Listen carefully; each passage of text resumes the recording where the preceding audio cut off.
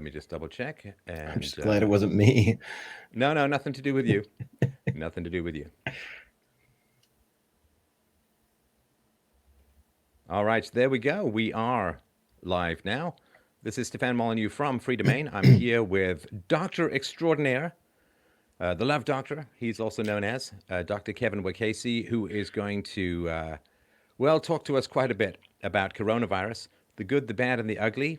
And, because I've had some people on who have been like, incipient doom is upon us. Rev up your zombie chainsaws. We're going into the apocalypse.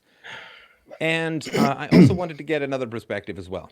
And as I am a bit of a pinball that bounces between experts in these areas, I wanted to bring the doctor on to talk about coronavirus and to also get your questions about what might be going on in your life about these areas, and questions that you might have about risk factors and preparedness, and how long is it going to be until you're eyeing your hamsters with a pitchfork and a bag of ketchup.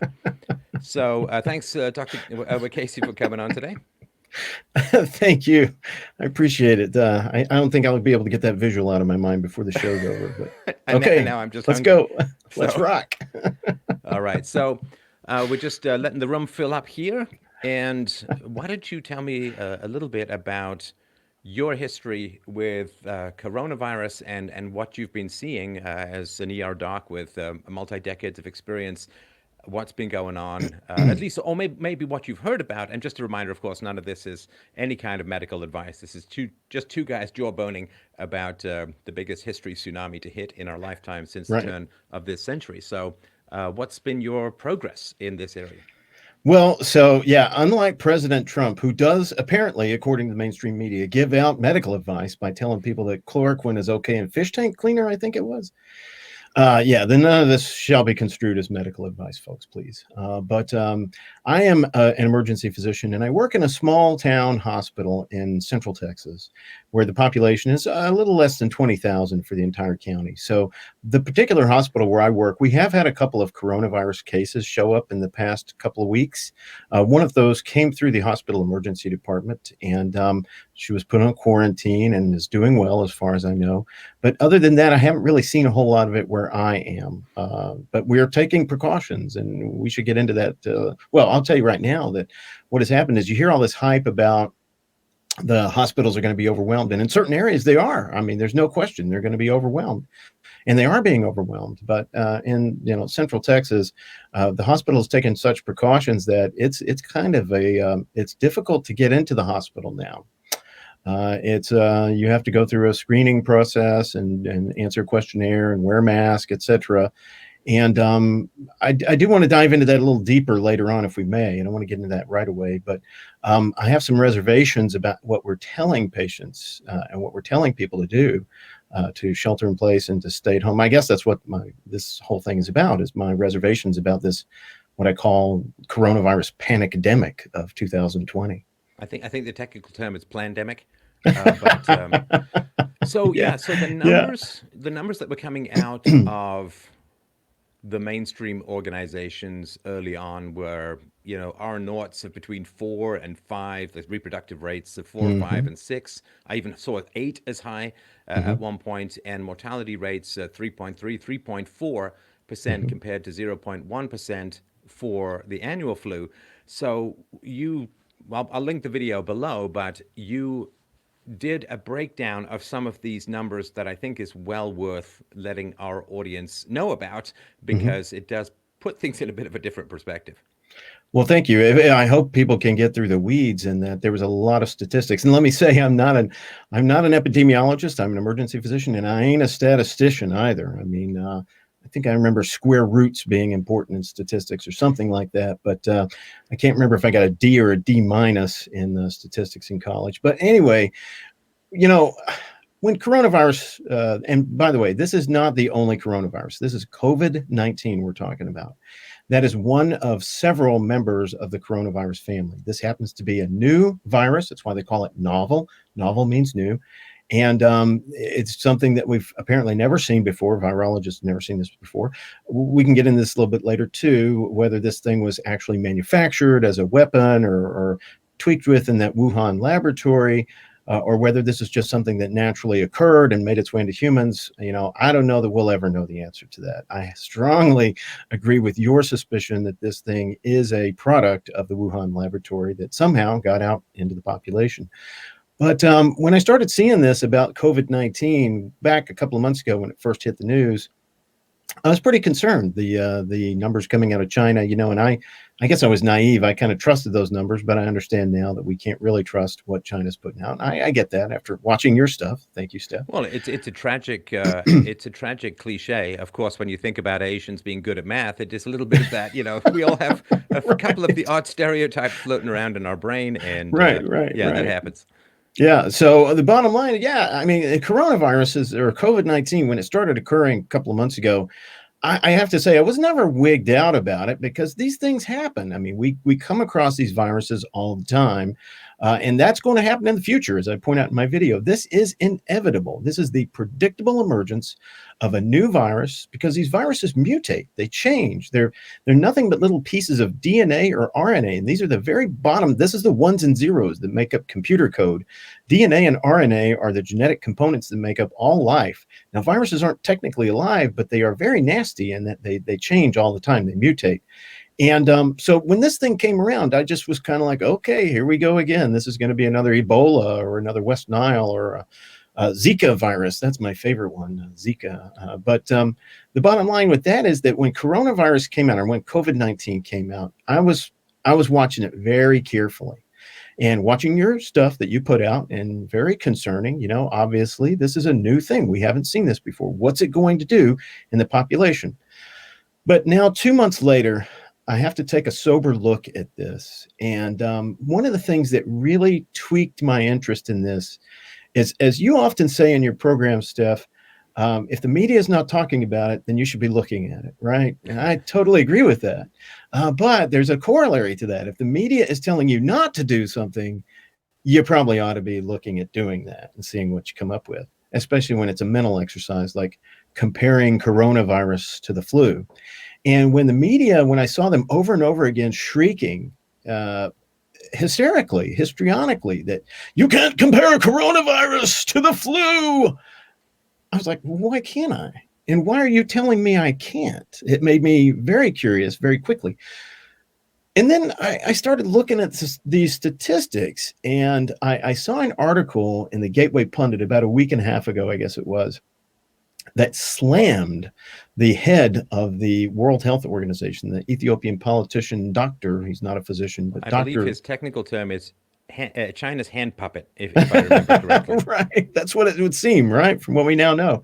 Tedros, I can't even begin to pronounce his last name. And no offense to him, but he deserves a try, but I'm not going to massacre it. But Dr. Tedros, as I call him in my video, this guy just rather complacently stated in a March 7th meeting of the WHO, the World Health Organization, which is this supposedly respectable body, and world experts. Hey, they're the WHO, right? Who are we to argue with the WHO? They're the World Health Organization, not the other guys. And I'm like, I'm looking at this, and I read this article, and they absolutely correctly 100% slammed him because he compared, as I say in my video, what he did was statistically compare apples to onions. He compared the coronavirus, what's called the case fatality rate, which it's the measure of how lethal this virus is. He compared that from 2 points of data, confirmed cases and confirmed deaths. He compared that to influenza, but he did a little, 1-2, keep your eye on the birdie type thing. He compared the coronavirus confirmed cases to confirmed deaths to the estimated number of deaths versus the estimated number of cases for influenza. Now, on the surface, it's not a bad idea to do that comparison, just generally speaking, because we don't know the actual numbers of deaths and actual numbers of cases of influenza. It's too high to count. This virus infects hundreds of millions of people around the globe every year. In the US alone, the CDC so far this season estimates that there's anywhere from, I think it was 38 million to 59 million cases of influenza. They have no idea how many there really were. It's all estimated. Well, if you're going to compare that rate, that case fatality rate, to the confirmed data, the hard data that you have on coronavirus, and you come up with this crazy number that coronavirus is hundreds of times more lethal than the flu, based upon what he said, that it kills 3.4% of those that it infects, versus the flu kills less than 1% of those that it infects. Well, that's a 300 time average, 300 times greater. That's very scary, right? And that's what set off the global panic-demic. Maybe it was a pandemic. Maybe. I'm sorry, if it's 0.1 to 3, I got 30 in my head.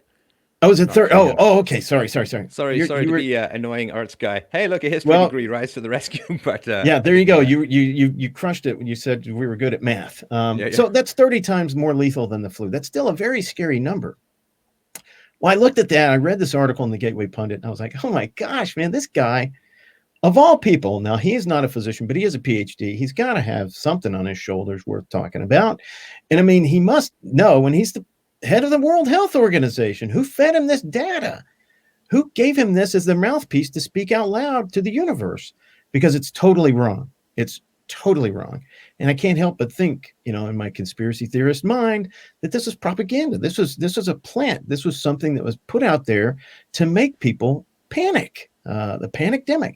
It really enraged me when I saw this. And so I decided to do this video and really do some comparisons of the actual numbers.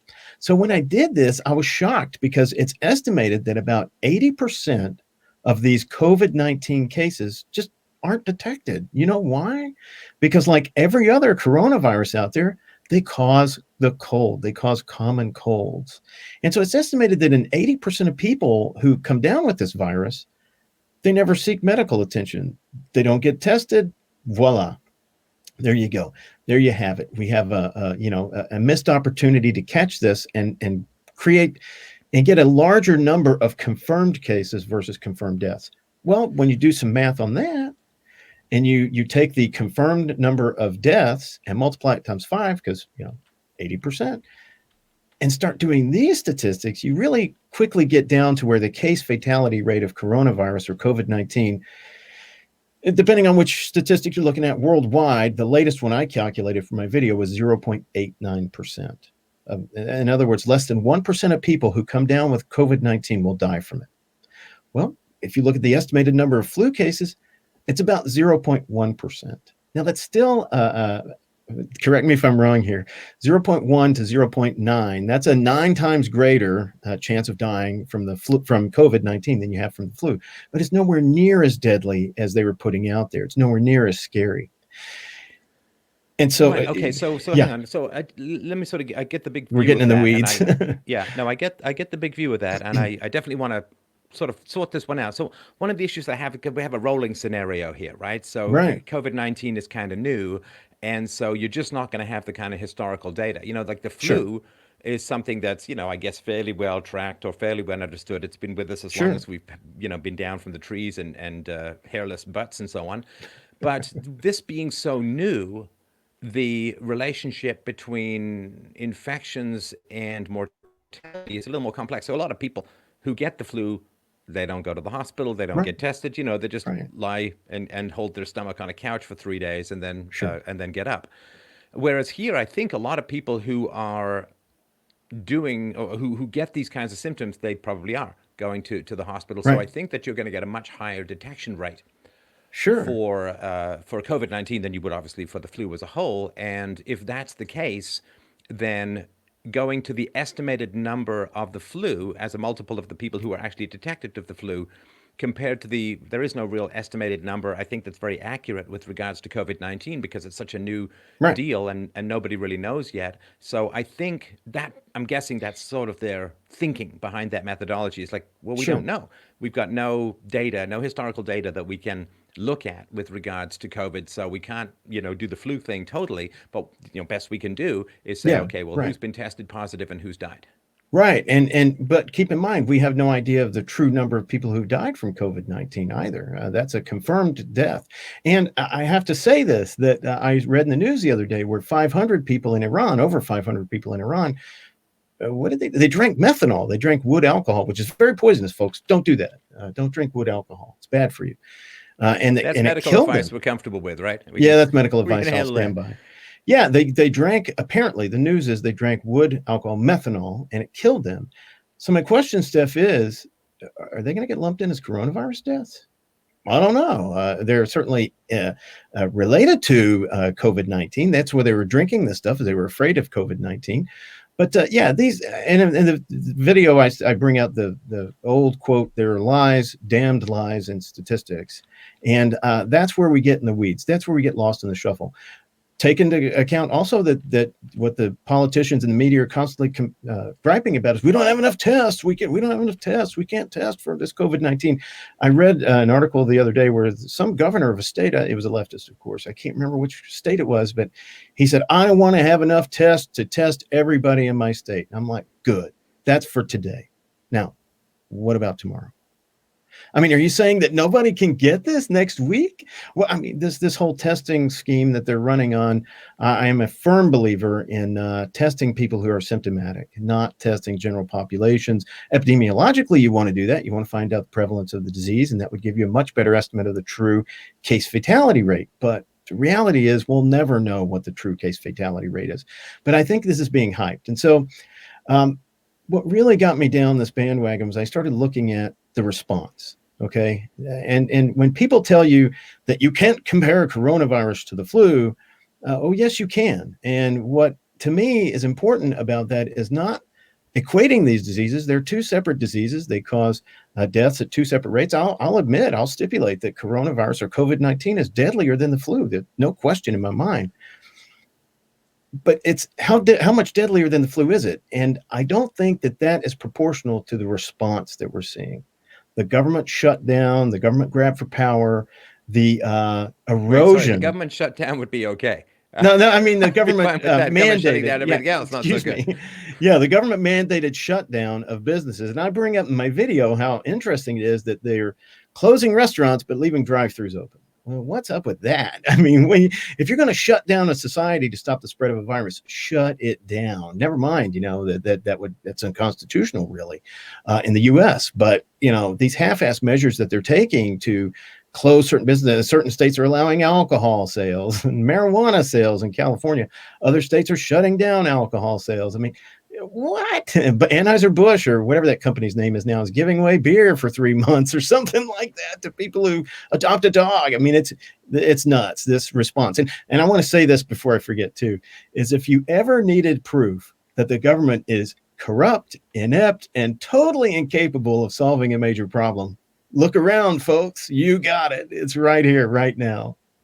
Oh yeah, no. I mean, anybody who retains their faith in experts after this is part of the cult of expertise that has characterized the life since the priest fell from grace. So. Right, myself included, folks. Yeah. So a couple other points here. The one thing also, of course, that is driving up the death rate, so to speak, is that everybody who dies after being diagnosed with COVID-19 is, I believe, assumed to have died from COVID-19. Right. Now, whether that's a straw that breaks, the diabetic obese person's camel's back, so to speak, and whether it is directly causal or just the last push into the grave, is that unusual? Does it like, that seems odd to me that they wouldn't look at comorbidity and say, okay, well, which is the biggest demon in the room that took down this person?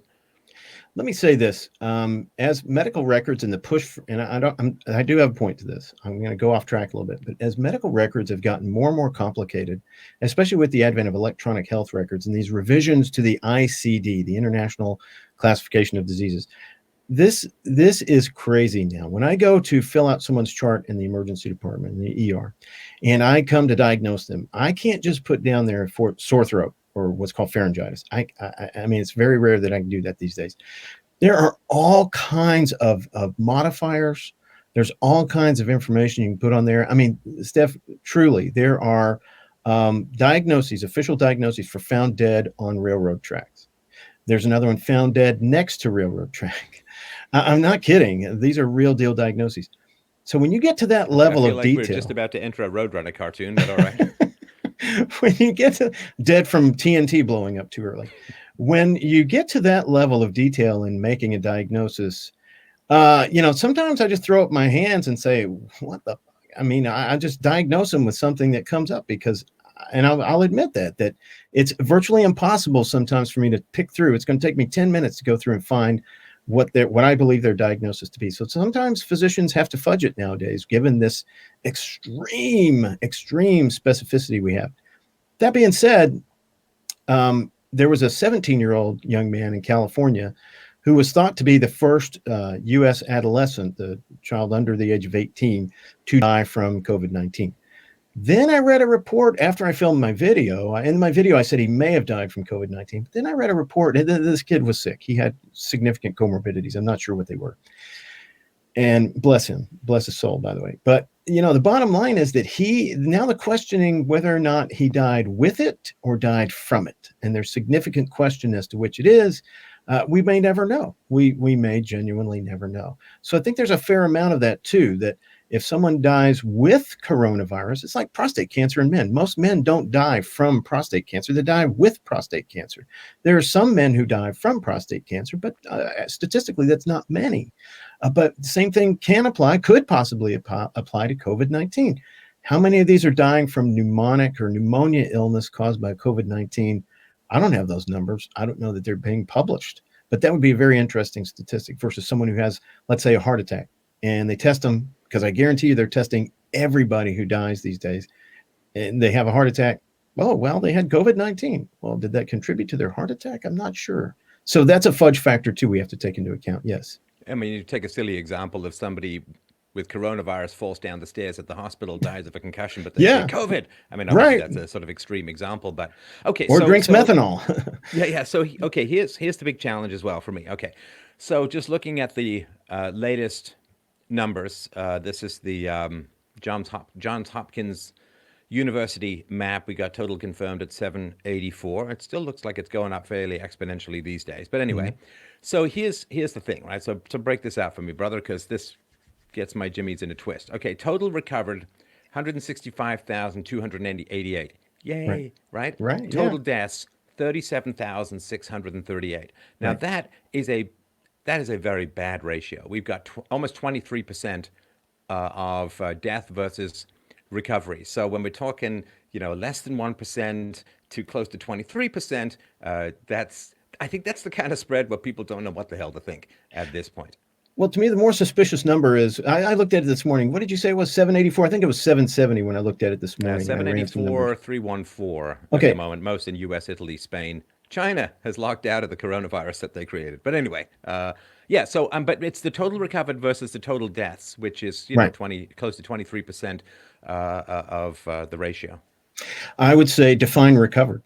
What do you mean by recovered? Because now I just read an article before we went on air talking about how people are having relapses. People are this virus doesn't necessarily go away. I don't know if it stays in the body like some viruses stay in the body forever. Chickenpox virus stays in the body forever. Herpes, the gift that keeps on giving, stays there forever. Chickenpox is a herpes virus. But aside from that, I don't know if this thing sticks around or not and can cause mischief later on. Like, the chickenpox virus can cause shingles later on. So we don't know if this thing's going to stick around or not. Maybe it was engineered to, if Paul Cottrell is right and it was engineered, bioengineered. So I guess what I'm trying to say is that the bigger spread to me is that difference between the confirmed cases and the recovery rate. That's 500,000, 180, what'd you say, 180,000 versus 784? Yeah, sorry. I think I history mastered the math here.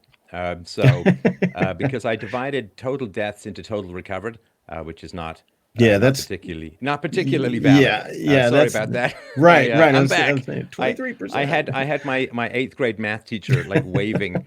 I won't give her even her name. She may still be teaching for all I know, although she was pretty ancient back then. But sorry, that is not the correct ratio. And I just realized that. So you want to do total recovered plus total deaths and then ratio of total deaths. So I got 5.4% or something like that, whatever it is, right? Yeah. So when I ran the numbers this morning, it was I did it. I did it in the U.S. and the number that I came up with was in the U.S. I think there was 2,572 deaths versus I can't remember the top number. The confirmed cases in the U.S. I did this morning, and I memorized it, and now I've forgotten it. The case fatality rate, which is the lethality of the virus, was around. I can tell you, it was 3%. It was 3 point something %. But if you multiply that, if you carry it out again to the estimated number of cases, do some just generic math, that number goes way, way, way, way, way down to something that's, again, comparable to the flu. It's still bad. It's still worse than the flu. It's still more lethal than the flu, but it is not something that's out there eating people left and right and melting them. And this is where I really question the government's response. I will say this. I'm not certain what the numbers are. I'm not certain whether this virus was man-made or whether it was natural. I'm not certain about much, except I am certain that we are not being told the whole story by the government and certainly by the media. I'm not sure the media is being told the whole story, but we are not being told what's really going on, because there has to be a reason behind this hyped up hyperdrive, pandemic, quarantines, closing schools, etc. If you compare coronavirus to the flu, the COVID-19 to the flu, and you compare the reaction, that's where it really gets, hey, man, I was going to mention this too. In cancer, as you're well aware, Steph, chemotherapy is something that kills cancer cells. Well, guess what it also does? It kills normal cells. Those drugs are toxic to normal cells. We haven't perfected it yet so that only the cancer cells get destroyed. So when you're undergoing chemotherapy, I mean, my goodness, you have to be careful. You have to dose it correctly. You have to base it on a lot of different variables so that you don't kill the person who has the cancer, who has the tumor. You're yes, trying to I do strike the remember tumor. them mentioning that. Yeah, you know that very well. And I'm sorry you do. But in this case, we have a saying in medicine, is the cure worse than the disease? And that's my real question. Is it worth killing the best economy that we've had ever in the US?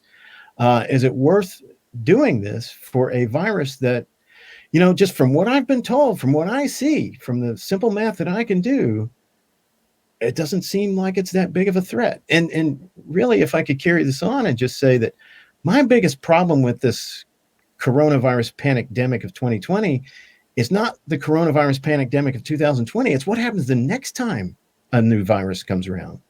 What's going to happen then? What if the flu mutates into the swine flu again, or into this H1N1 or whatever that was, the really bad one that was killing lots of people?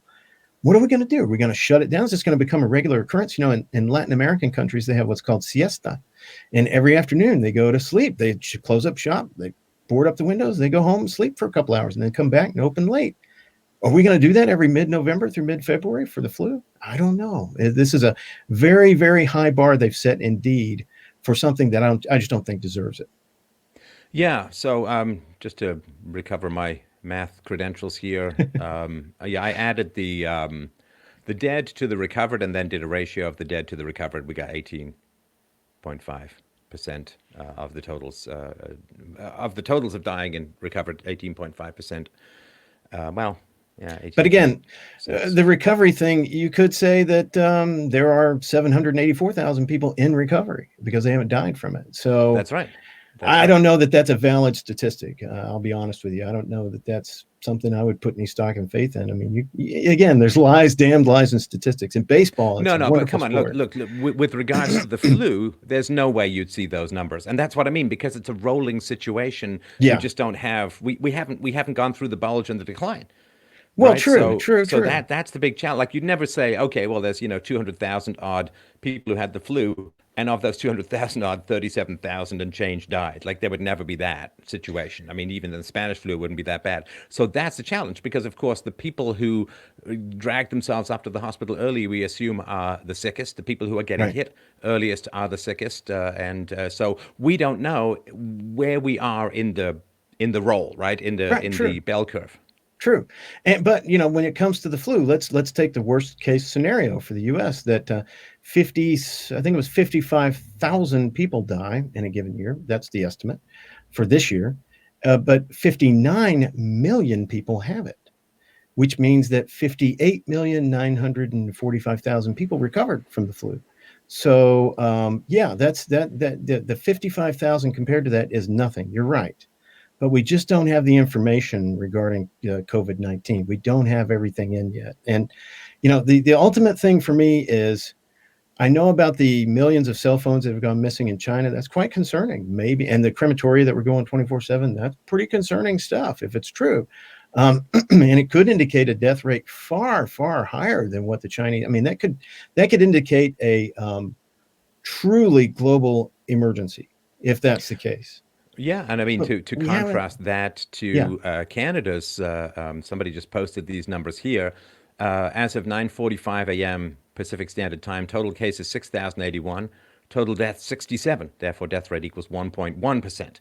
right. So that's we don't Yeah. know. We We don't know. just haven't, yeah. So that's the big question that I have, Dr. Wacasey, is why is there this Old Testament style plague of locusts, end of the world panic coming out of things? Now, I've heard good arguments as to why. I mean, what do I know? They seem like good arguments to me. Right, Again, right, I, right. like you, am not an epidemiologist, but there are these really, really good arguments, which is, well, this thing could be engineered, in which case Right, its lethality is going to be pretty long. Well, it's going to race through the population pretty harsh. right. And the problem, Flatten of the course, curve. yeah, the flattening curve Yeah, stuff, yeah. that the overwhelmingness, I certainly have been receiving. And, this is not a scientific study and it's not even possible Right. to verify. And I'll bring up one of these emails in a couple of minutes, but I have been getting a lot of emails from people saying, we're not even close to ready. Like I had a conversation with a nurse last night. She said 25% of the nurses had got infected, 25%, right? Yeah. I'm getting other emails from people saying we don't have any masks. We are, Well, the that's, masks haven't been yeah. fitted, which they're supposed to be every year. Like we are way away from being prepared. And so that's my sort of big concern that if this thing does race through the population and there is a bulge to the point where you can't get enough ventilators, or, it's funny because everyone talks about ventilators, but the people to operate the ventilators aren't exactly a dime a dozen. This is not like a morning's training course to do CPR. I mean, to learn how to Right. do a ventilator with somebody who's half flatlining and is Yeah. intubated, like that's a very, very skilled, big, complicated task. And, estimates are you need like 10 to 15,000 more of those people, but you can't just crank them out like school children in Pink Floyd's The Wall movie. And so I think that is the big issue. And my concern has not necessarily been the fatality of the illness itself, although that, of course, is a big concern, but this issue around overwhelming the healthcare system, pushing other stuff aside, and that being the big problem. I mean, look, this thing's out. It's going to be part of our permanent human landscape. And probably Yeah. like the flu, everyone's going to get it at some point or another. Right. But can we get a vaccine? Can we get a treatment? Can we flatten the curve? What do you think about that kind of approach to things? Well, I think it's valid. I do think it's valid. But again, if you want to, and here's what's confusing to me, if you want to stop a virus's spread, you shut it down. I mean, you absolutely shut it down. You will, by doing what I call, again, half-assed measures. You can go to a bank, but not a baseball game. What's up with that?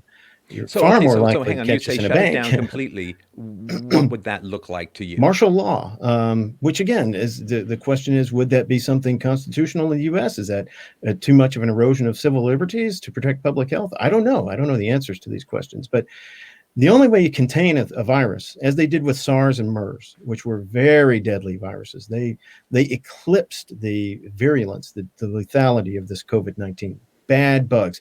If SARS or MERS gets out amongst the general population, hey man, I'm staying in my house. I'm not going to work. I'm going to stay in my house, tend to my vegetables.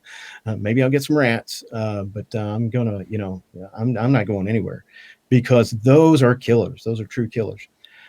To get back to your point, to your question, how we handle this, I like to say this, and I don't mean to be obtuse, but I work in an emergency department, and the one I work in now is not that busy, I have to say.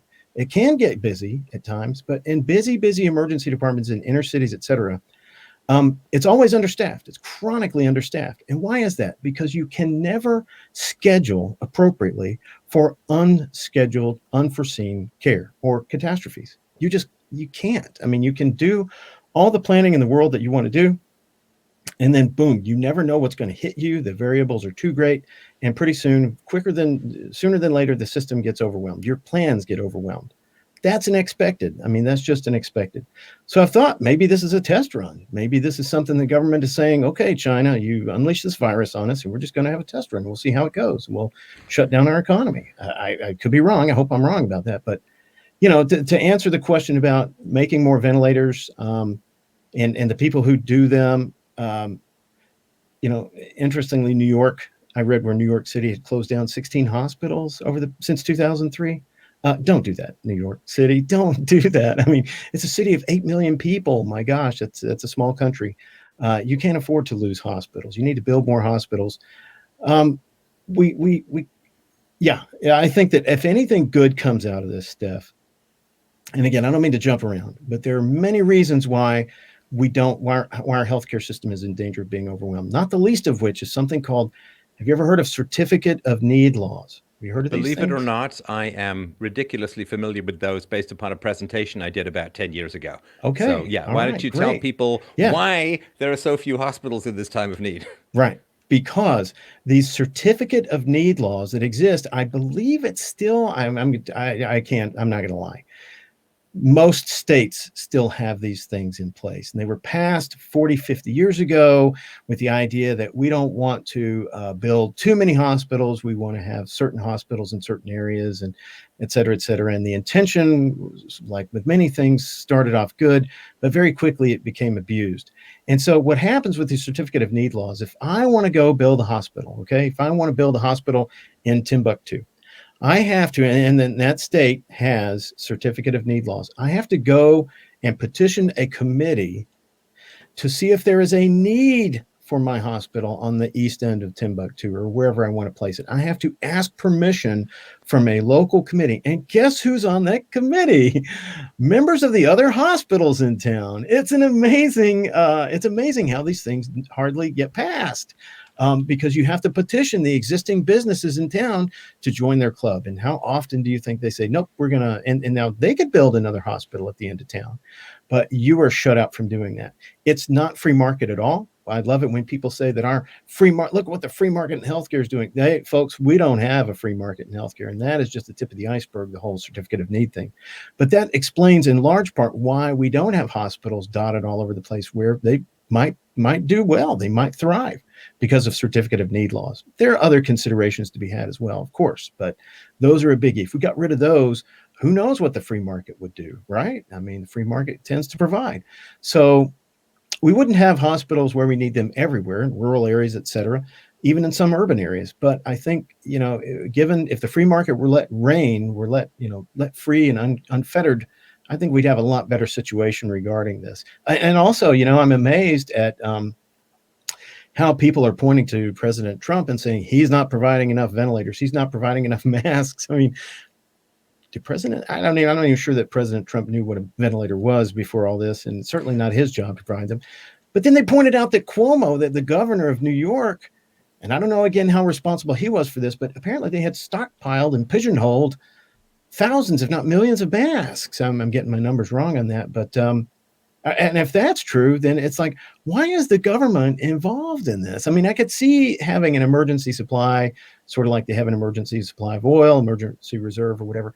But the government shouldn't be involved in the free flow of these things at all. This should be a free market, and these companies, one of the things that Trump is outstanding at, as I've heard and read, is deregulation. They need to take some large scythes to the regulations involving healthcare and get rid of a lot of these things so that we can, like companies like MyPillow can start manufacturing masks. I mean, any company that sees a profit in doing something is going to do that. And if there's money to be made with this $2 trillion out of thin air we just got, I think that, the free market would reign. So not to be obtuse on your question, but I think that is a consideration regarding the curve and overwhelming existing hospital facilities. Of course, it's always a consideration, but you can't schedule for that, A, and B, is it worth really, what about the damage that's going to be done from shutting down all these businesses, the mental illness that's going to occur, the depression, the suicide, the substance abuse, et cetera, the exacerbation of physical ailments based upon the mental stress that people are undergoing. So none of this is good in any way. It's funny, I sort of hate to put it this way because it's very easy to misinterpret this kind of stuff, but it's almost like the universe is just telling us to grow the hell up because everybody is so used to not having to make tough decisions. Right.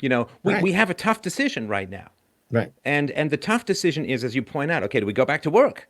because people are hurting, they're stressed, they're worried, they're upset. They always call them elective surgeries, like it's just a hobby. But I mean, this stuff is important. It's People important. need this stuff. And Gallbladders so, didn't stop going bad because of this. No way. right. No, So there's still so appendices too, appendixes. so we have this big issue, and we're just really out of the habit of making tough decisions.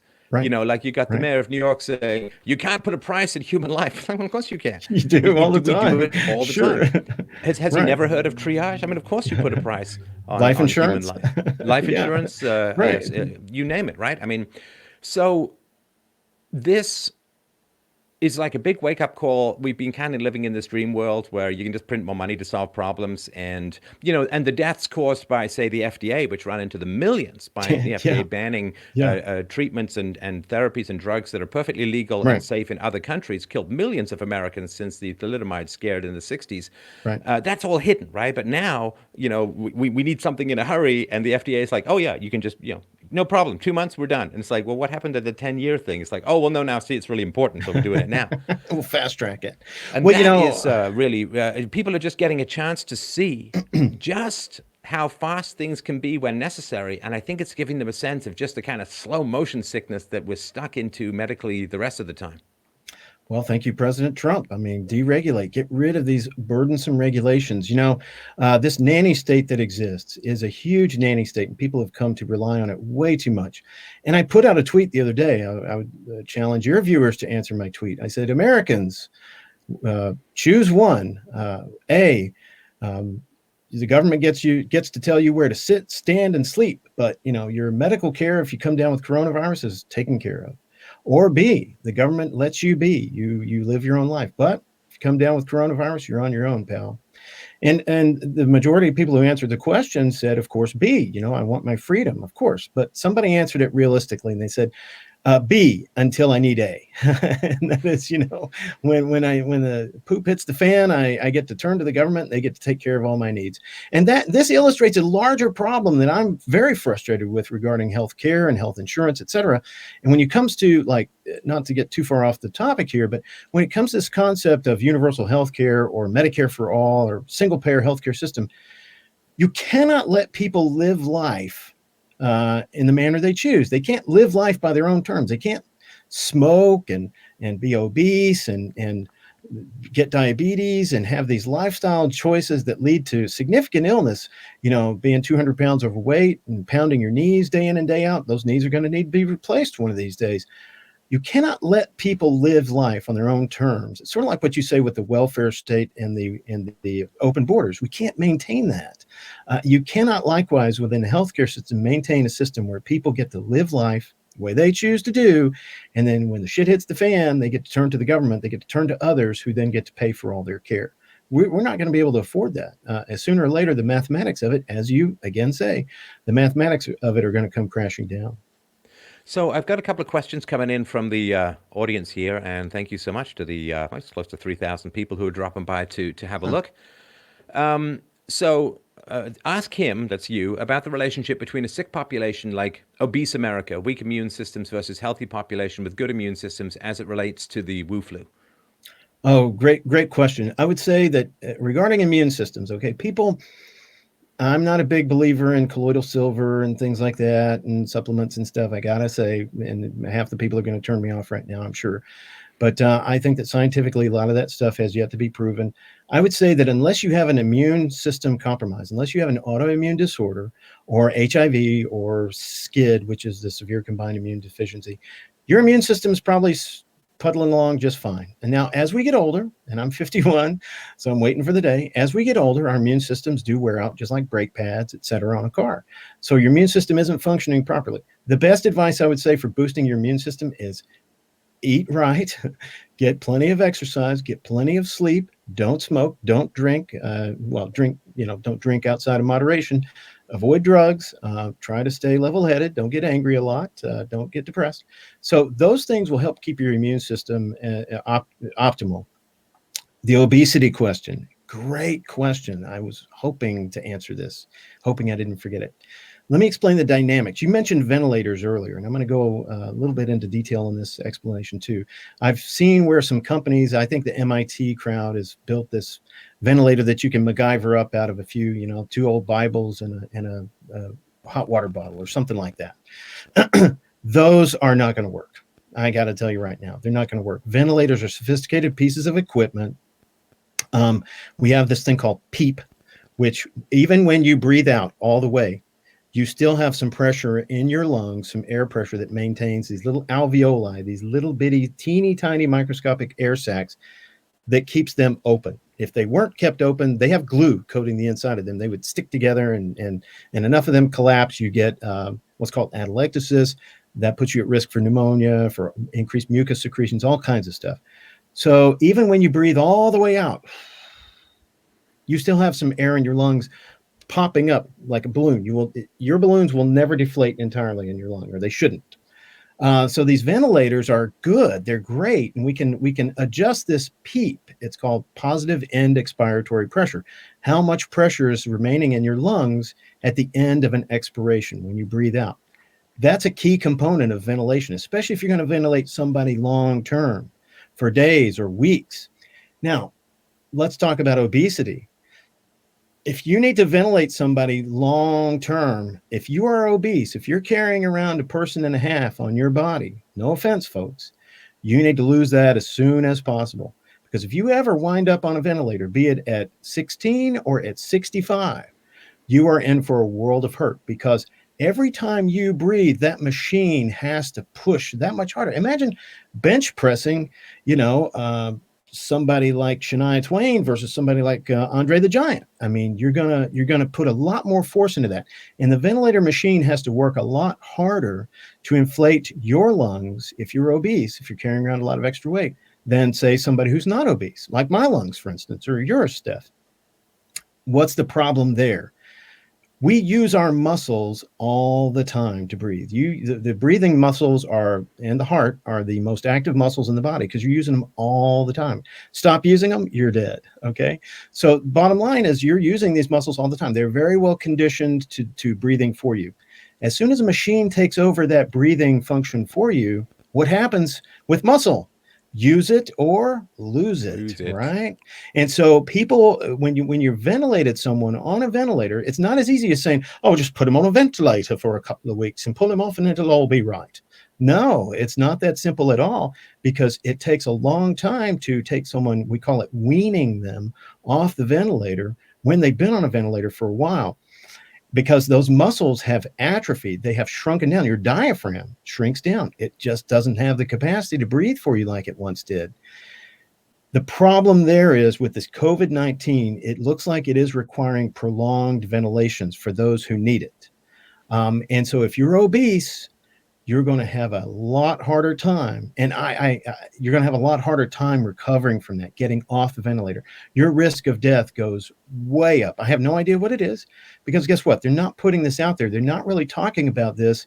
When they say comorbidities, I love how they say diabetes and smoking and high blood pressure. Diabetes can lower your immune system, by the way. Diabetes lowers your immunity. So if you're diabetic, you want to keep very good control of that to help your immune system.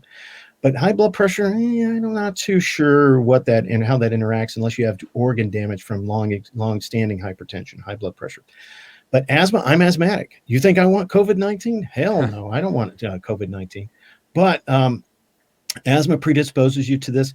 But if you're obese, you're in for a heck of a ride. And they're not putting that statistic out there. They're not saying that these people have obesity. But I suspect that a large number, pun intended, of the people who are dying from COVID-19 after being ventilated are probably, one of their risk factors is obesity. It's so prevalent in the American population. It's huge. Well, no pun intended. Maybe not for long. It's almost like the evil planet is going on a diet. All right. Right. So this is something from another listener. Please ask him about tonic water. It is already known to prevent malaria and dengue. Chloroquine is made of synthetic quinine, the same stuff used to make tonic water. Can soda save us? How does that play out?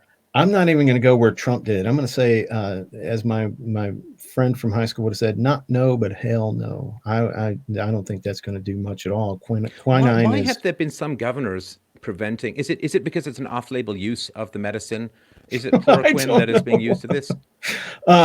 Why those wacky leftist governors are seeking to announce their power over their population? You tell me, Steph. You're the philosopher, not me.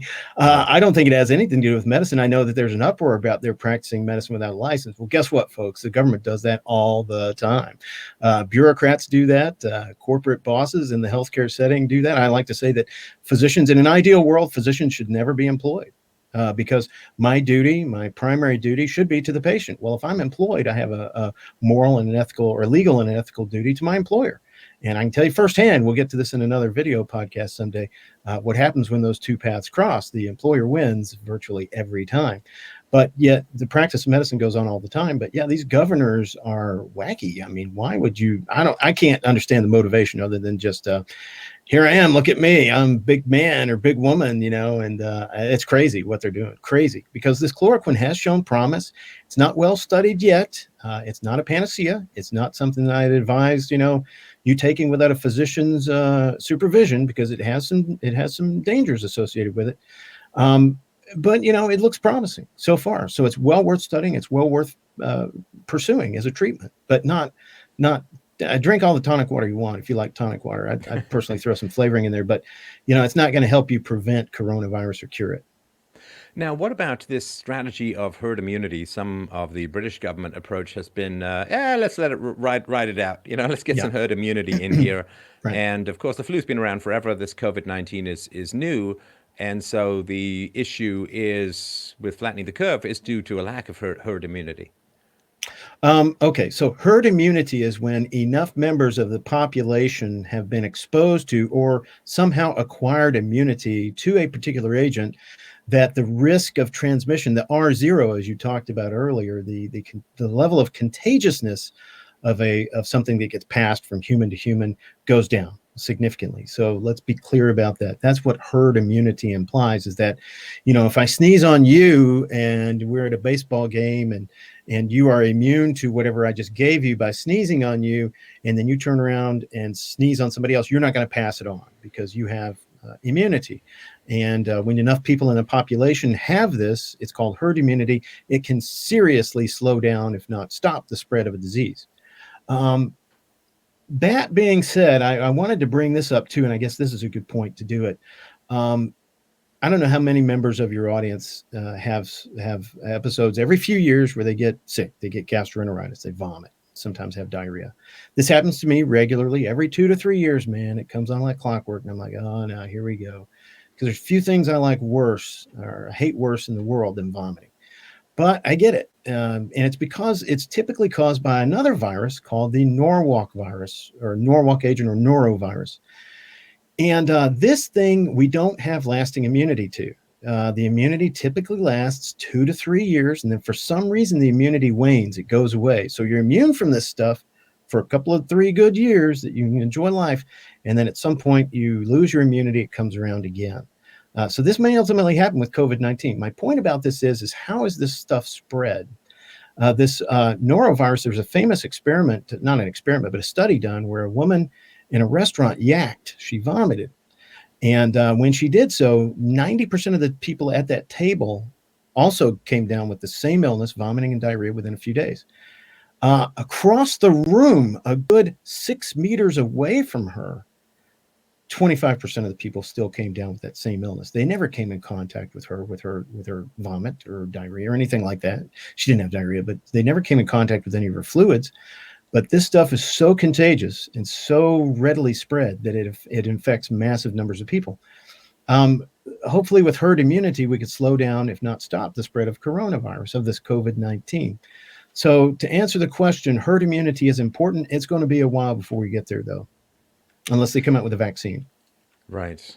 That people take. I got to tell you, this is just my particular personal opinion, again, like any kind of medical advice, but you know how they say don't run version 1.0 of anything? I gotta have some questions about this vaccine they're gonna come out with. It's like, hey, do you get to put on your guinea pig outfit and become a furry when it comes to taking 1.0 of an incredibly rushed vaccine during a time of crisis? I think I'll just let after you. I'm going to be very polite. After you, please let me see how this plays out for a while. I can stay home if I have to. Well, I'm not sure that this vaccine is going to be rushed. They have definitely, I'm certain, been working on this for, when I say they, the colloquial they, drug companies, I'm sure, have been working on this for quite a while because, again, coronaviruses in humans mostly cause the common cold. Now, if you could put out a vaccine that protects against the common cold, man, you print your own ATM. You got your own ATM machine there.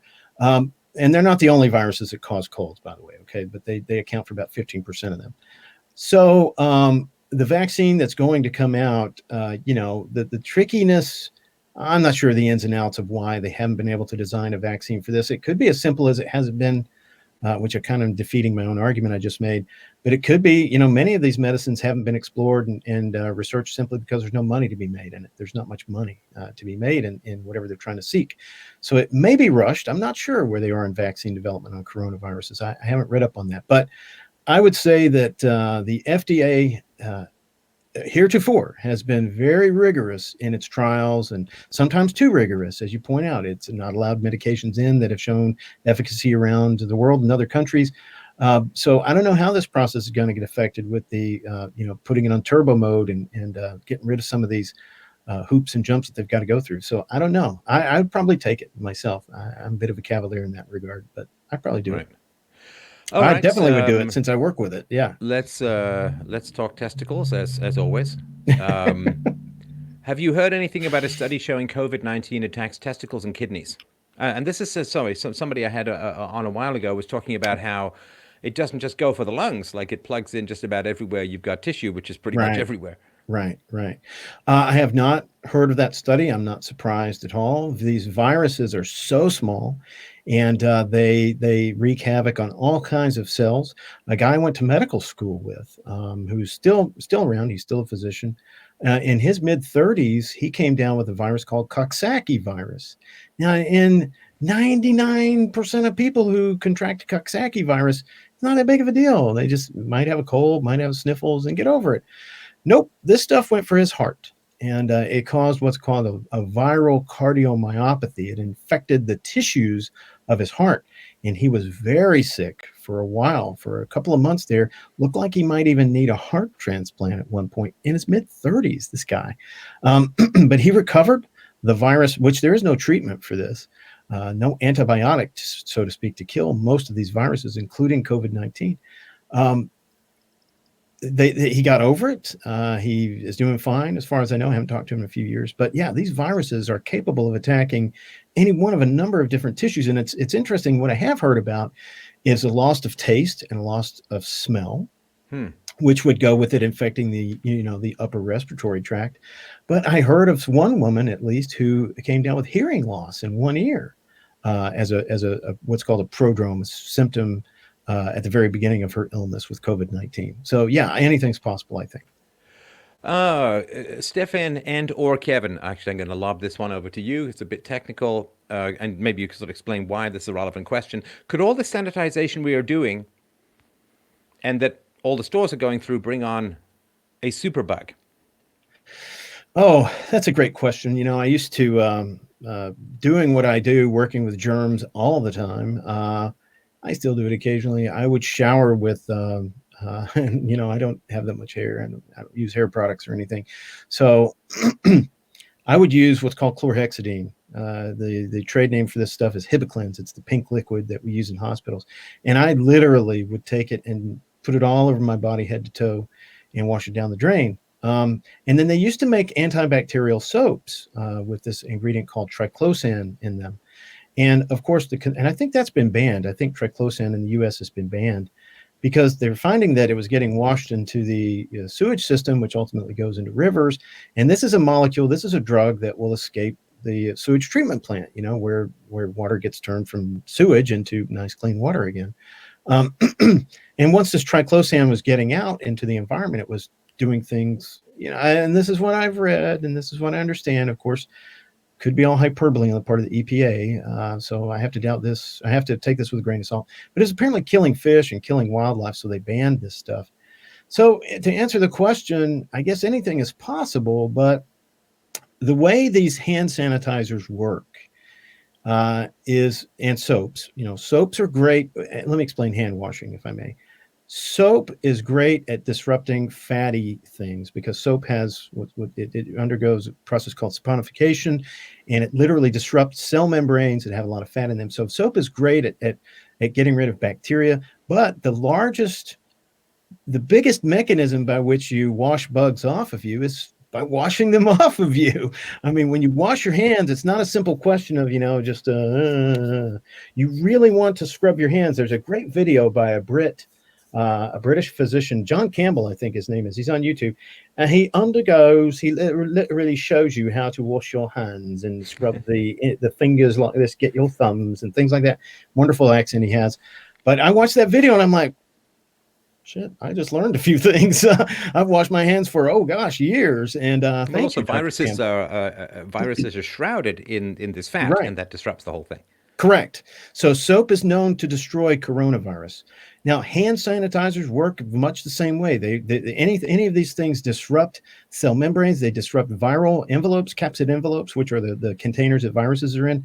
So I would say do it. The risk is definitely outweighed by the potential benefit that you get. So I don't think it's a concern for the environment.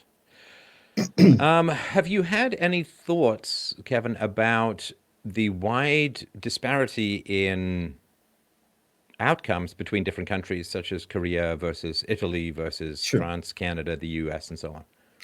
Well, of course, the disease is the disease, right?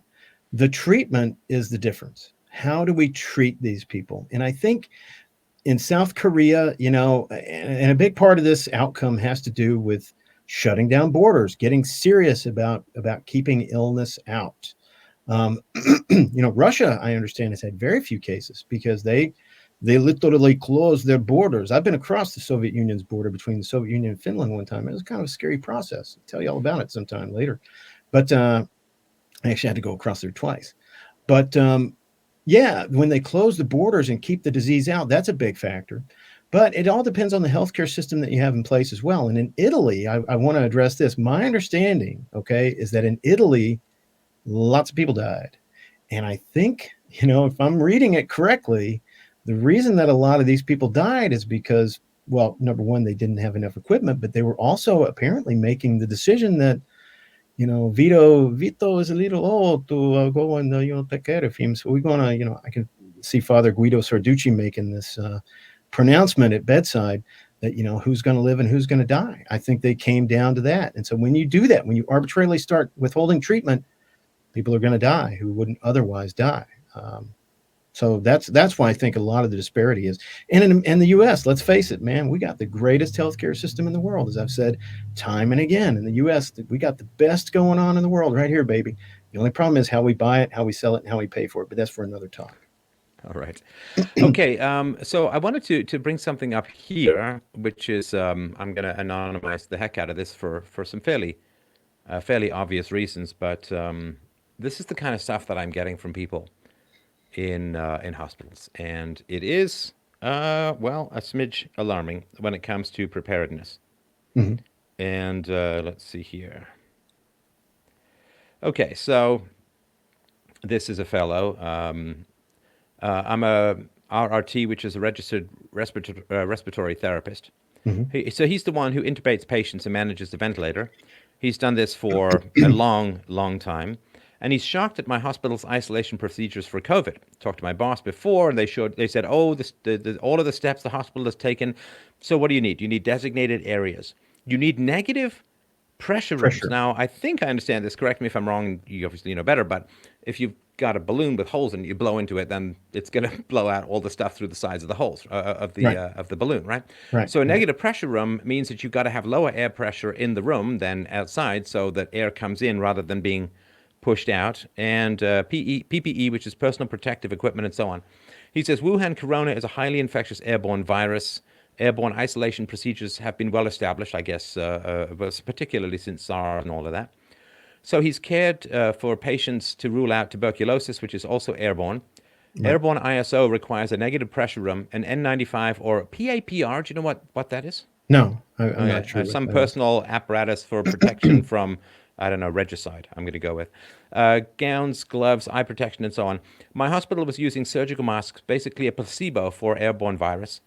Yeah. Droplet Yeah. isolation is very different from airborne. Pushing patients with suspected or possible COVID in public hallways. Riddling public elevators with two registered nurses in surgical masks pushing a bed with a COVID patient, spreading it all over the hospital. He said, I had ICU that night. My coworker had ER, the ICU intensive care unit, ER, emergency room, of course. They were getting calls to give breathing treatments to those patients. No N95 mask. Oh, did I mention? You must be yearly fit tested for the N95. This is a big... I want to address that, but go ahead. Yeah. That's just the big Darth Vader mask, right? No, go ahead. If you have a beard or the mask doesn't fit tight enough, you fail the fit test and must wear PAPR for airborne ISO. Oh, I see. Okay. Nobody in the hospital had even been fit tested, sorry, all caps, but this was maddening to me. So much I could tell you about this. I haven't been back left a while ago. Still today, they're not doing proper airborne ISO, even though it is a well-known and established procedure. They also say MRSA and C. diff ISO don't need gloves now. Did these diseases become less contagious or infectious at the same time Corona hit? I think you know the answer.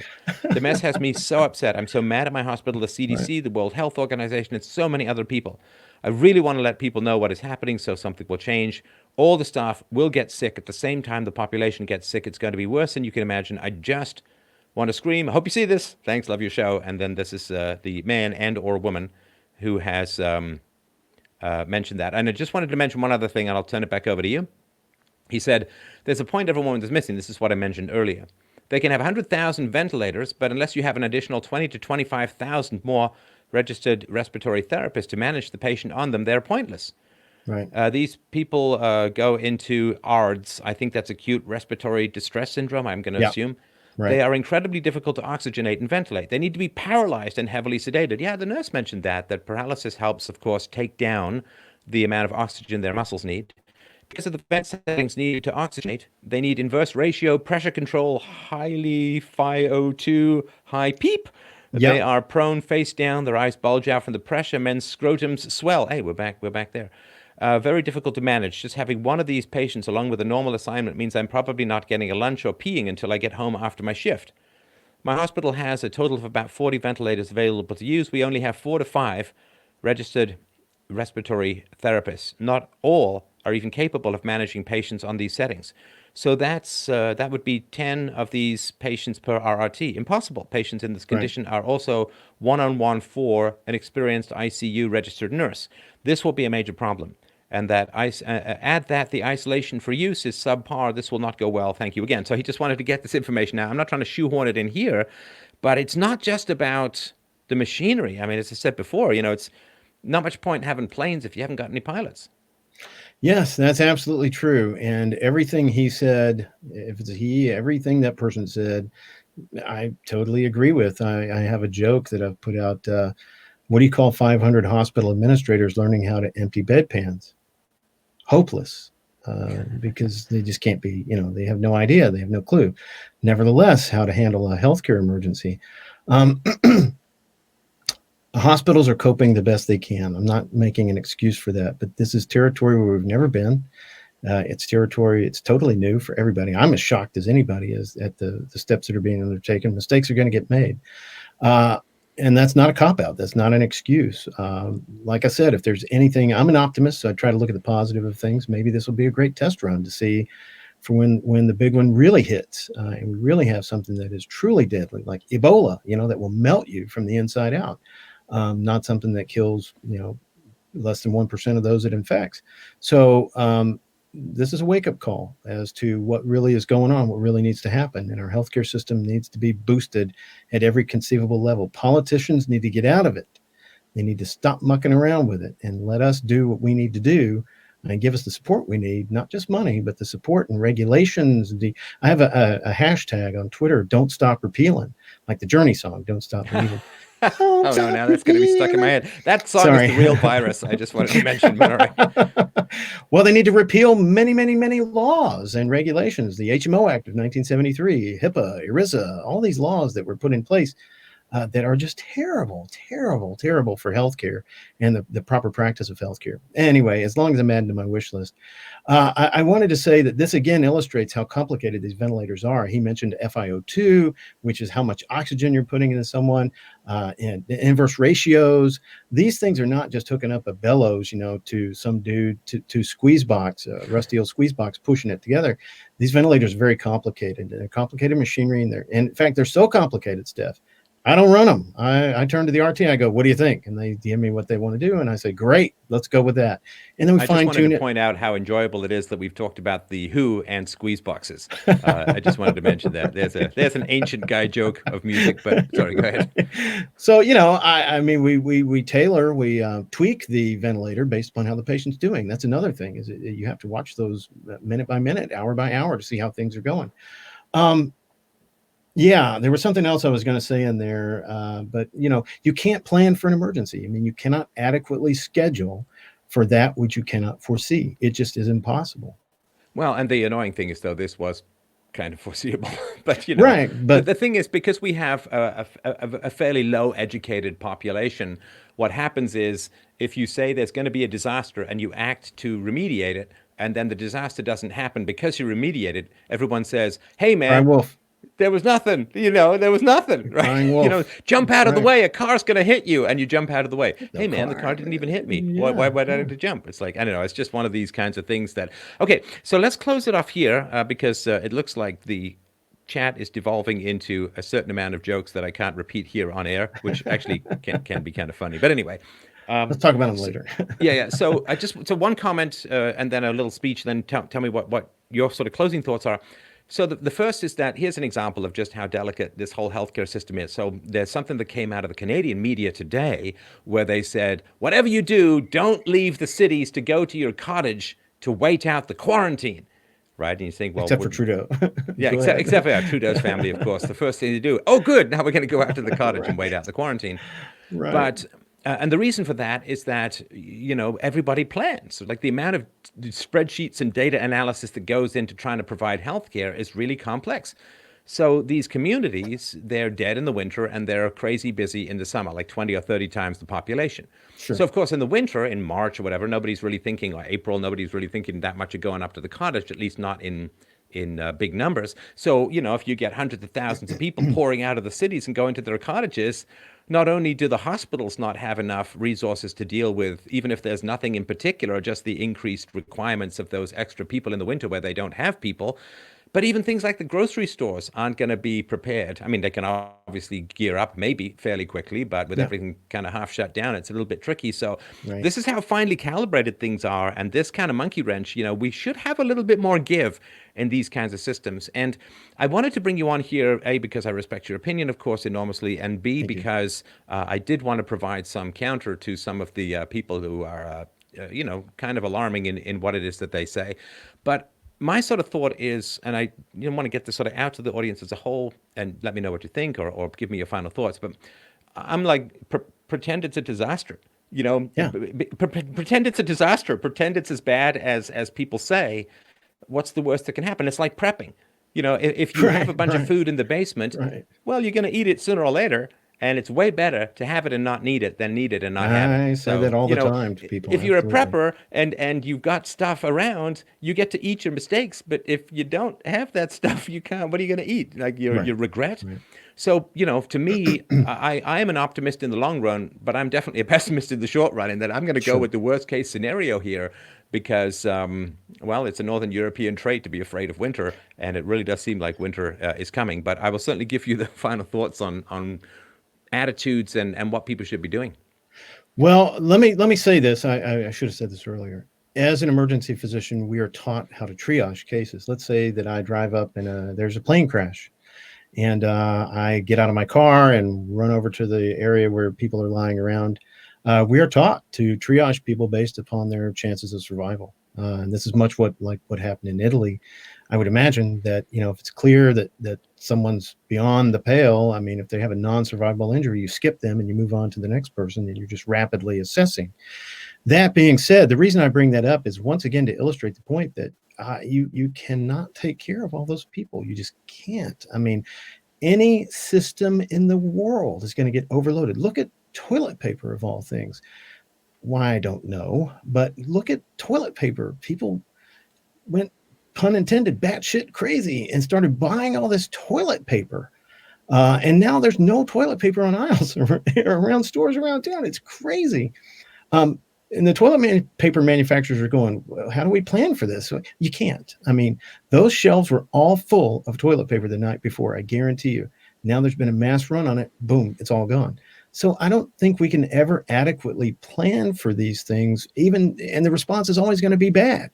When the problem is bad, the response is always going to be bad because we just can never plan for this.